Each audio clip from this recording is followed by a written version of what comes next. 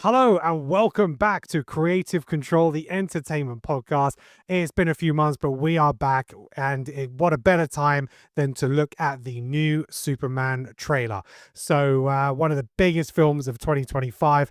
They released the poster, which was absolutely gorgeous. It's on my screensaver. I keep looking at my phone just to keep looking at the poster. It's so beautiful. They released a 30-second tease, which we all loved. We got very hype about it. Neil was like, calm yourself. It's just a tease. Let's wait for the trailer. So we're here for the trailer. We haven't seen it. This is gonna be our first reactions. So guys, if you got it ready, we're gonna go in 3, 2, 1. Let's go.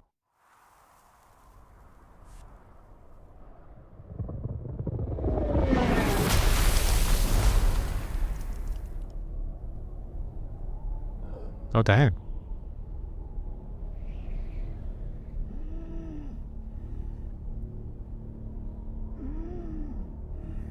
That's how you open, man. Yeah. Some Clark Kent. His hair's quite different, which is what I like.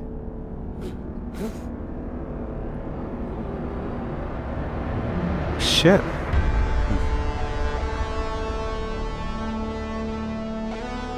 Oh.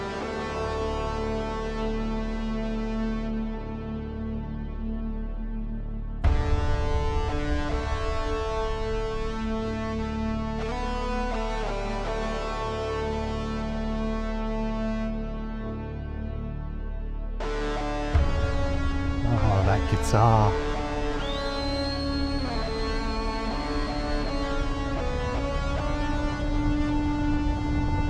Oh shit, crypto, right?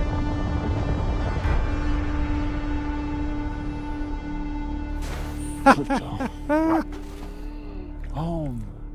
Take me home.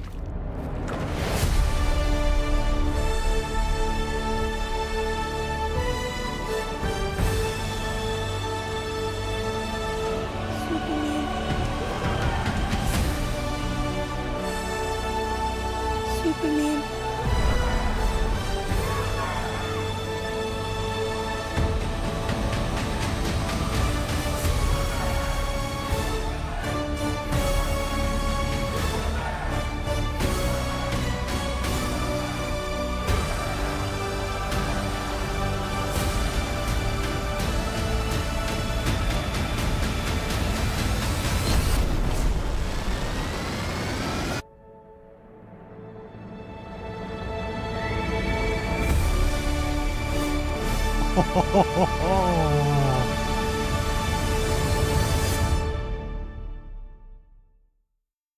Wow.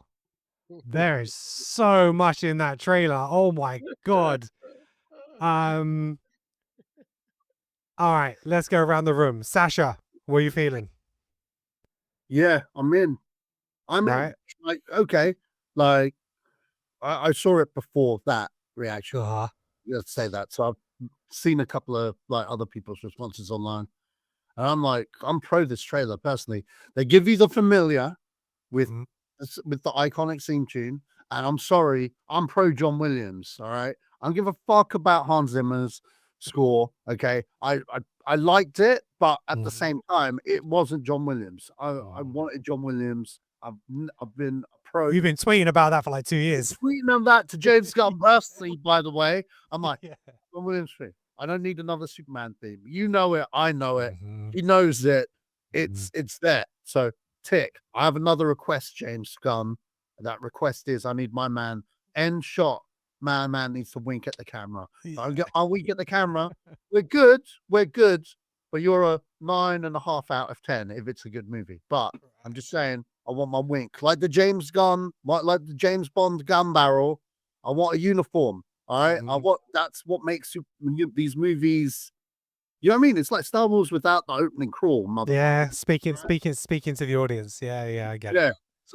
So yeah, but no, it gave me those old school vibes, especially with the fonts as well. So Mhm. I think he's given us the the Oh, the credit. swooshing credits at the Yeah, beginning. I think so. I think so because that's the same font, Yeah. just updated.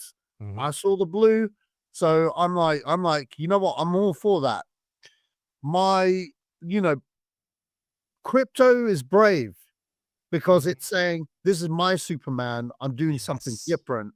And it's definitely different going, this is established Superman in a world that already has super people. We've never had that before. It'd be interesting to see how they navigate that. But ultimately, how do we all feel about that? We've lived in a world with the MCU now, which just every day. So that's going to be, that's what makes this interpretation different from every other one, and that's going to be interesting, I think. But is it going to be good?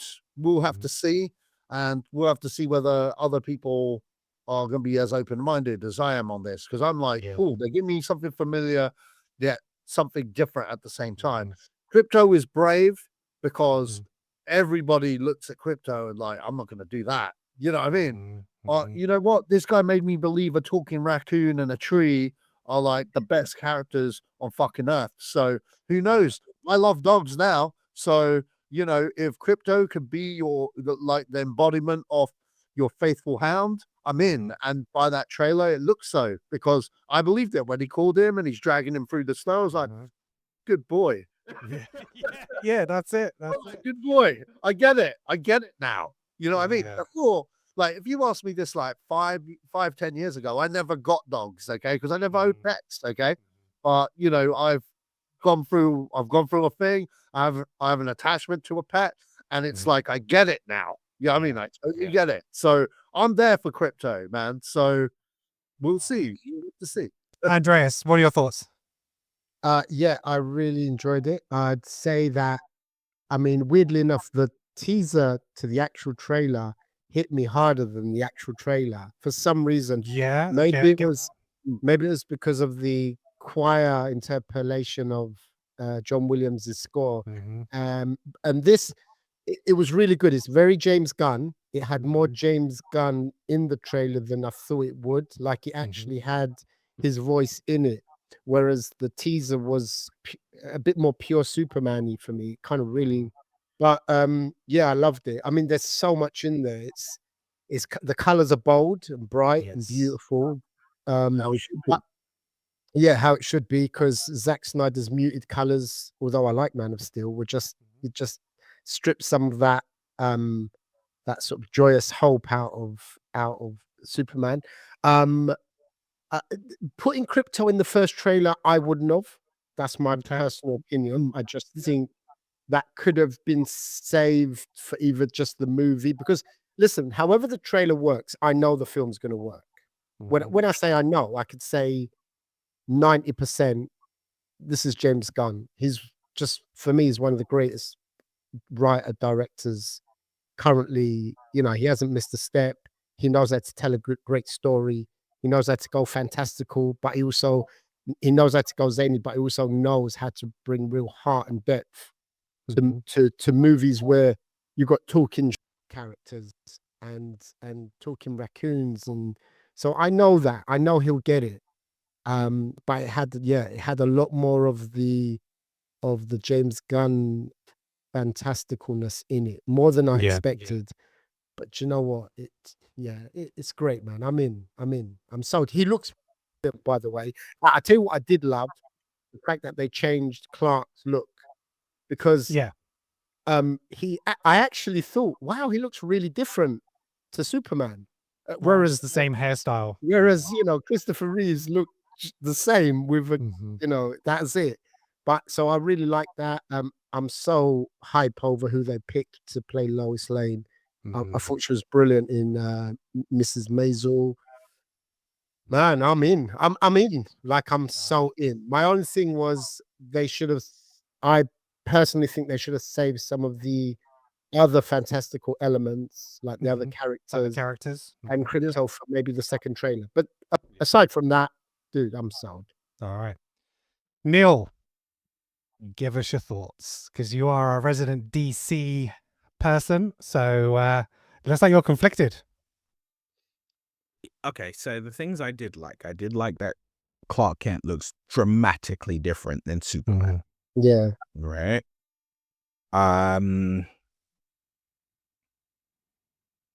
What else did I like? Ooh. That's it. Oh, wow. The rest, I'm not saying there are things I didn't like, but the rest I'm indifferent about. Yeah. The Okay. reason I say this is because okay, so Superman has never been my favorite character. So, Mhm. but removing that, I'm like, for me, this Superman looks weak. Okay. And the reason I say that, obviously, the opening shot, the man's sprawled out there in the snow, looking like Yamcha in Dragon Ball Z, right? But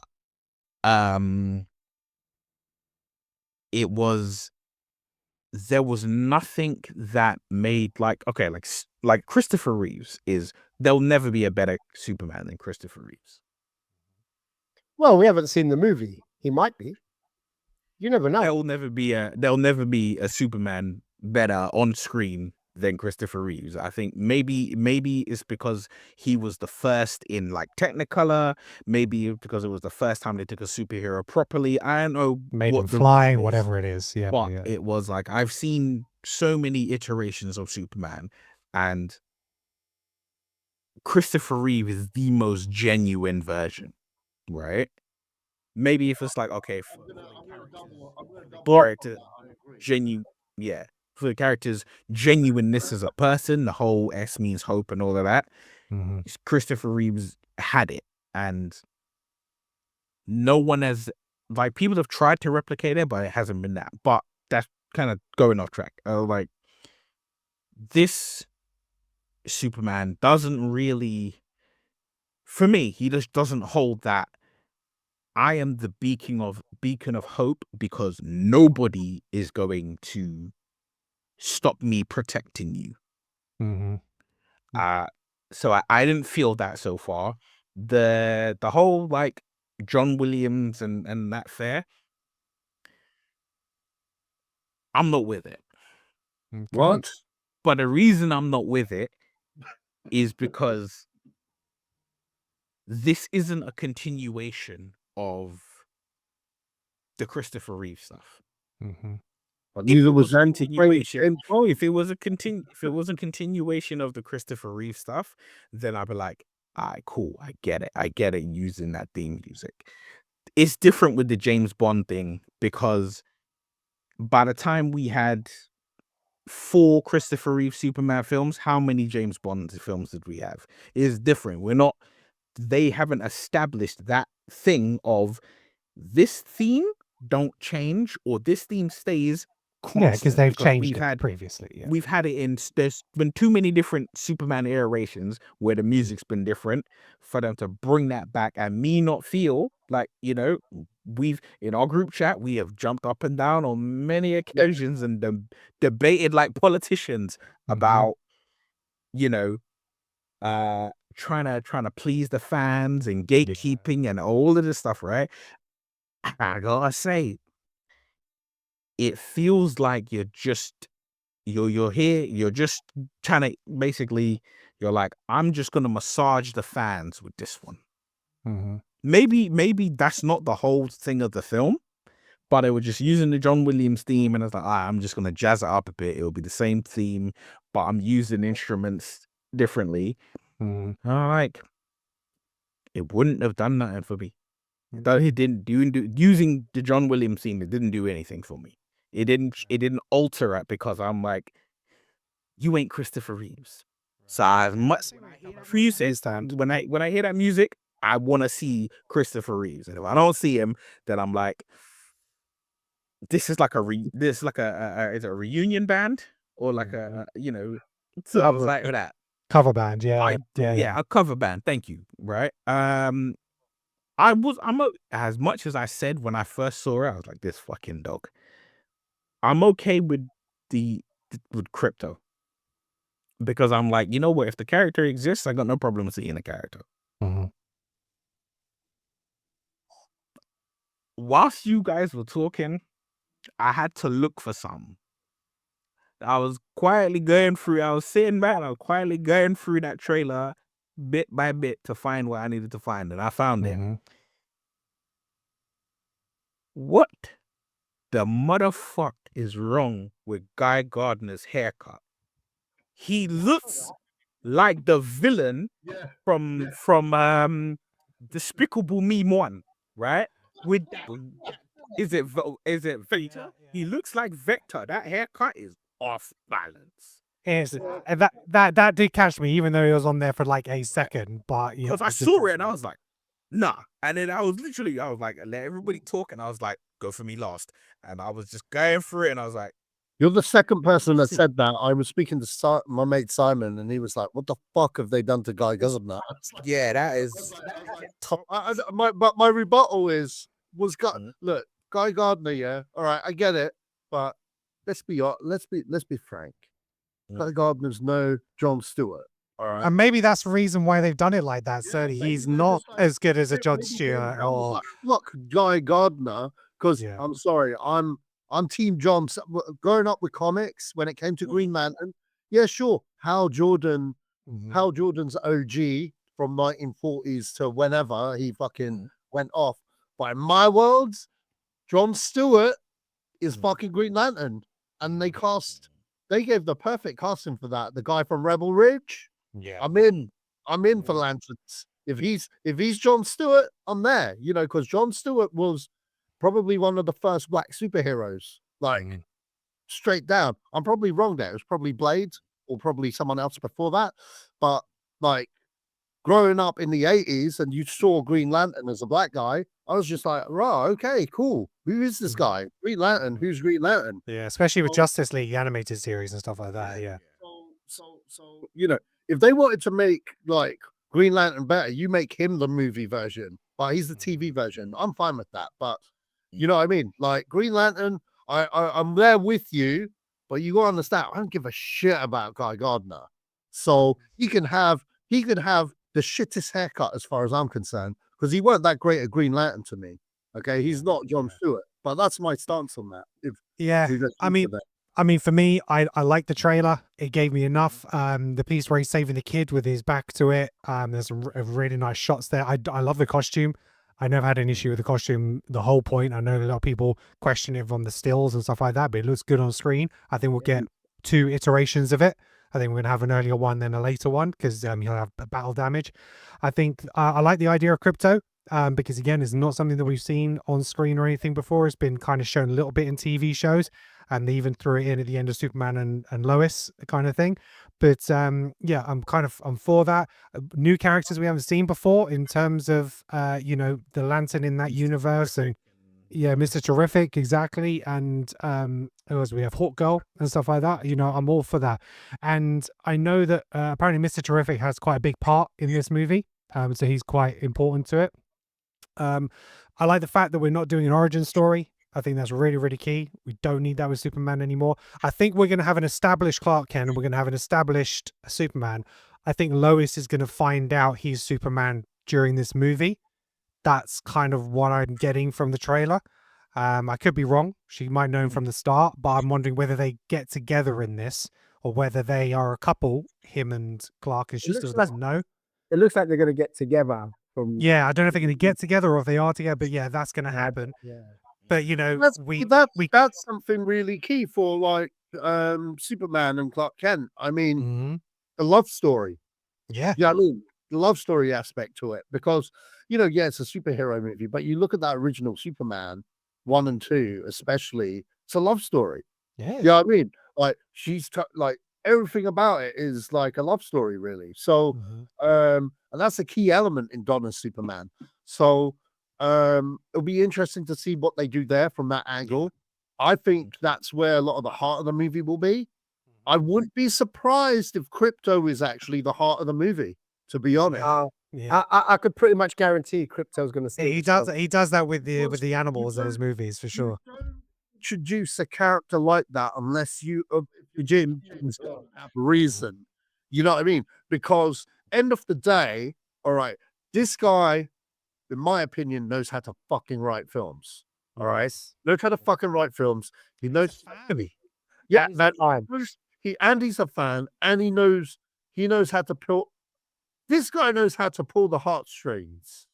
Yeah. If he makes me bawl in a fucking Superman movie, I'll tip my hat off to him. All right. right. I'm sure I will. I'm sure I will. And if he pulls this off, if he has a smash hit in Superman, he'll probably be the greatest comic book director of all time. I just had a thought, we have those. Potentially. Not. That's what I'm saying. That's what I'm saying. If it's a huge smash, but the three Guardians movies, Suicide Squad and Superman, you could argue because a lot of Infinity War and Avengers Endgame, it's the characters. Yes, it was directed really, really well, but it's the build up of 10 years of these characters and having those moments. But if he can do it with all these different franchises, there's an argument that he's the greatest comic book director of all time. And the fact that he wrote them all as well, so the only people that I'd compare him with would be the Russos, and we'd have to wait and see what they do with Doom and Secret Wars and all that kind of stuff. But it's between those guys. Do you know what I mean? And the fact that he's been able to do this while also doing Creature Commandos and trying to navigate this whole new franchise, credit to him. And the other thing that I liked about this was the aesthetics. I like the look of the Daily Bugle and all this kind of stuff. I like the fact that it doesn't look like, again, public opinion. It's all going to be social media. We saw in the clip, the 30 seconds, like people on phones. In this, the person throwing the can at him. People just aren't going to accept him because he's super. And it's about maybe, again, bringing hope back from the people and them realizing what he is and what he represents. I think there's going to be a lot in here rather than just, even though we saw a lot of action, we know James Gunn is about story and he is about heart. So that's what gives me a lot of faith in it. So I can understand maybe some people not getting certain feelings from this trailer. I thought it would be more, like Joe said, because the teaser more hopeful, a little bit slower. I didn't expect so much action. And maybe that'll be the second trailer. So I think he's kind of thrown us off there a little bit because a teaser and then the teaser trailer is quite different in tone. Especially when he starts riffing with the guitar and stuff. I was like, I wasn't expecting that. So I thought it was a decent teaser. You know what I mean? Like, I wouldn't put it up there in my top 10 trailers of all time. No, I wouldn't. But it did its job on what it needed to do. I like the look of the film. I like the wide aspect ratio. And I'm going to say this: any DOP knows their, worth their salt will know that it's shot in a super wide aspect ratio. So when I see in the comments when motherfuckers saying, yeah, it looks like a CW show, I'm like, don't quit your day job in fucking McDonald's, mate. Like a CW show. What the fuck you talking about, man? No, it does not. That is ridiculous. Some people are saying that. They're like, it looks like a CW show. I'm like, no, it doesn't. Yeah, they're Snyder fans. I mean, look. Well, listen, I'm a Snyder fan, right? Mm-hmm. I would say that their outlook of it looks like a CW fan. That's the first time I've heard that comment. Yeah, they don't look like that. But I can understand where certain people might be coming from because it's like Mr. Terrific first introduced in CW. First, there's like certain characters. You're seeing multiple characters and you're seeing them turn up. It's a world populated with superheroes, which really and truly, the screen. This is for the CW did it first, but on screen, this is the first time DC really are like, okay, when you meet this character, the world is populated with superheroes. Definitely. Even when we look at the DCU, the Snyderverse, it wasn't populated with superheroes. It was a world that superheroes emerged in. They were discovering superheroes. Yeah, they were discovering superheroes. So this is the first time we're looking at a world that seemingly is like, yeah, superheroes exist. Here we are. One thing I will say is James Gunn, don't play with me. If you're going to kill off Mark Kent, you won't need a couple people to hold me back from that screen. Okay. Right? Because I'll see him Park Kent. Well, because you've seen Park Kent and he's embracing him. It's like, is he going the other way and taking away Martha? Do you know what I mean? Maybe that's a fuck you to Zach. Just like, I don't need Martha. Yeah, I'm like, Marvel did not fully get away with killing Aunt May. Right? It's just the... It was a timey-wimey shit. Without... She's going to come back in an iron suit in Secret Wars. She'll be a variant. Oh, man, trust. Nah, that was part of his journey. She ain't coming back. You got to think of how good. You got to think of how good No Way Home was Yeah. for them to be like, I'm gonna kill Aunt May. People not right. It was like, yeah, the film had to be that good. Yes, Gunn, you got some work ahead of you. Okay, well, we'll see what happens with the final trailer. So that's out July 11th next year. I will be there midnight screening, whether it's on the 10th going into the 11th or whatever it is. I will be there. And I'd love to be watching it with you guys for sure. Right, what I want to do is I just want to go around. I'm going to get some scores. So give me a score for the trailer out of 10, and then give me a hype level for this movie out of 10. So, Andreas, I'm going to come to you first. Trailer and then hype level. Score for the trailer, 8 out of 10. Mm-hmm. Hype level, 10 out of 10. I have never ever, the last time I was as excited for a movie as I was for this was probably Batman versus Superman. That was the last time I was as excited, and yeah. And then you got hurt. Yeah, that you got. I feel that pain, man. I did a double wall of that movie. Really long time. Just still on the big screen, and was like, yeah, and then no. And then you know what? The second time I did a double bill was Force Awakens, Last Jedi. So We did that together. from now on, I'm not doing double bills. I'm not double dipping ever, like ever. I don't. That I've been burnt twice, bro. Sasha, score for the trailer? I'm. You know what? 8 for the trailer, but a 9 on hype level. All right, cool. All right. Because I look. Here's the thing. It definitely brought back the kid in me, but at the same time, this ain't my first rodeo, and you know where I stand with like big franchises now. It's like when you get to our age, it's mostly hurt now. That's what it's another thing, isn't it? Like whatever, isn't it? So, all right. And Neil, score for the trailer.